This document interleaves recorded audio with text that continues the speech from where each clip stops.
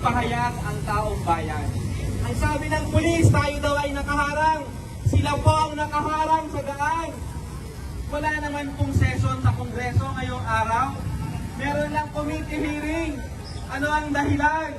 Bakit pinipigilan ang mamamayang magsalita?